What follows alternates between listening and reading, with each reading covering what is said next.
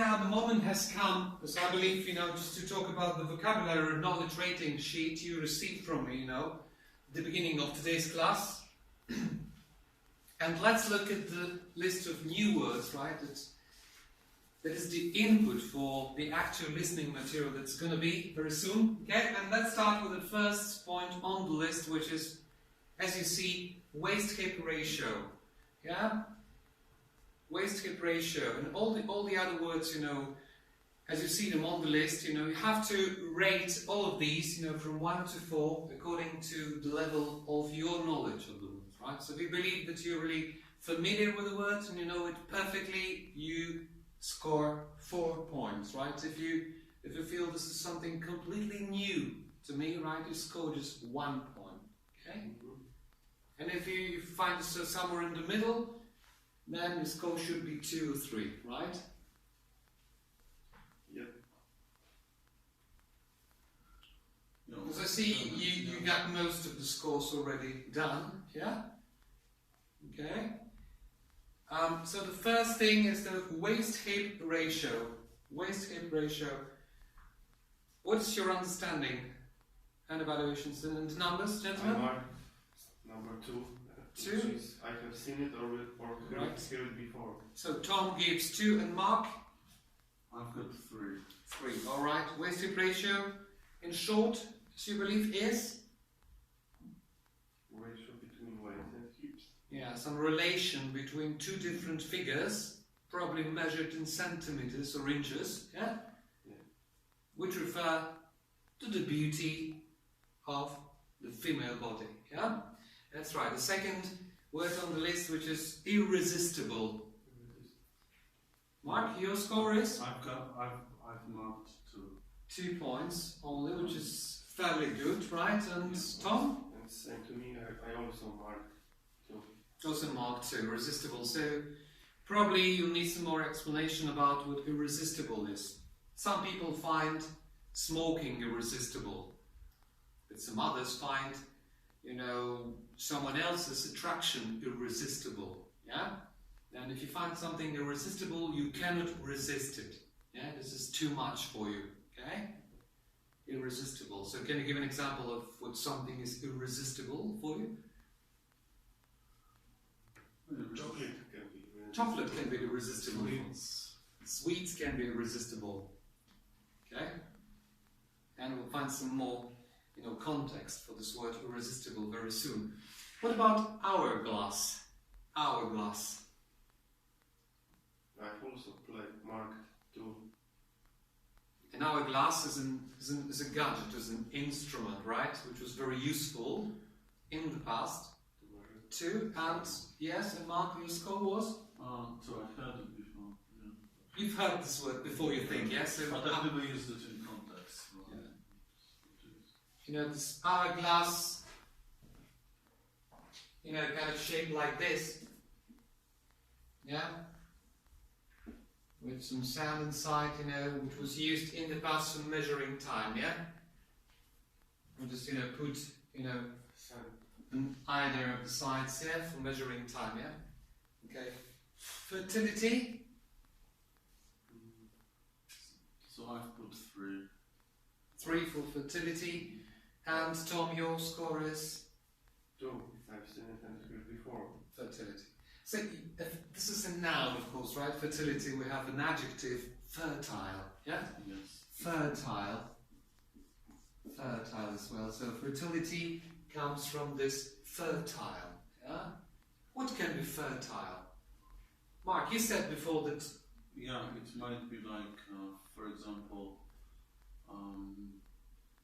to produce youngs. Yeah. Okay, all right. Offspring. And if you fail fertile, So you can... You're able to produce, for example... Children, kids, offspring. Yeah. Yeah. Like, I've mentioned also soil might be fertile if you want to plant. Excellent. If you want to plant or grow vegetables. Yeah. So the soil can be fertile and a woman can be fertile, yeah? And then we speak about fertility, yeah? Then the ability to produce something, yeah? Okay, the second thing is to conceive children. conceive. To conceive is a verb, is an adjective, is a noun. What is conceive? To conceive, of course, is a verb, right? Because we have to conceive children, yes? We have a noun based in conceive. You know what I mean? In noun, we use conception. Conception. The beginning of a new life. Yeah? And then if we speak about... Like to give birth, for example, to conceive children. But afterwards, right? Yeah. This is the beginning of the process, yeah? Yeah. Which happens at the beginning, right? You conceive a new life, yeah? This is the conception, yeah? Alright. A bolt out of the blue, you know. I've never heard it before, so this one would be a bolt out. Tom, have you heard this phrase before? Yes. Okay. Can you give an explanation? I'll try with this. For me, the situation when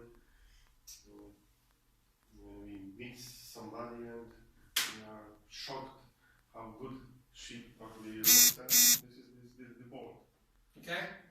Right, so a bolt coming out of the blue is like you feel, I think you used the right word, you feel shocked. Why? You think positively or negatively? Positive.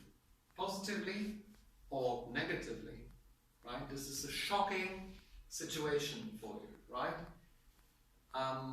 You think we can use it for the context of, male-female relations? Like something happens, it was a bolt out of the blue, like, It might be about situation that something happened, just somebody was impressed by something. okay? And this impression was huge, right? Okay, so can a person be a bolt out of the blue? Yeah, we find someone really attractive, right? We've seen them for the first time, yeah? Surprised maybe by the situation. That's right. Compatibility. Compatibility, yeah. This is often the phrase that we use in the context of how we agree with each other, yes? Okay? This is how we feel we agree with each other, yes? If we agree with each other, especially in the marriage context, yeah? Then it's nice when we are compatible, you know what I mean? Compatible. It's like One word. It's like equal, isn't it? I wouldn't say that. Much. I wouldn't say equal. I would say that compatible are people who can find a compromise very easily. Right? Yeah. They never argue. Not too often, at least. Yeah. It's like, and they're compatible people. Right? It's like matching. Yes, matching. And compatibility is a noun. Yeah. Which is Mark, you know this word, right? Compatibility. Yeah. And a twinkle in the eye. What is your rating, Mark, here? Twinkle. Twinkle in the eye. I've put 3 here. So twinkle is like sparkle or some sort of. Excellent. You should have put 4, I think. Oh, Could you give an explanation for what twinkle in the eye is? It's like sparkle in the eyes, like a little Yeah. light, a little, Yeah. shiny star. So you like twinkles in someone else's eyes, yeah? Especially in the the attraction context, right? And estrogen and testosterone, right? 2 final words connected with the difference between the sexes, yeah? Mark, if you Mark, estrogen thing, you know what I mean? So Estrogen it's is connected with women, and it's connected with women reproductive organs. So it's a like female hormone, yeah? hormone. Yeah. Okay. Yeah. And testosterone? Testosterone, that would be, for example, men's hormone. Okay. Yes, you're at home with the phrases as well? Yeah. Okay, great. Now we can go on to the listening.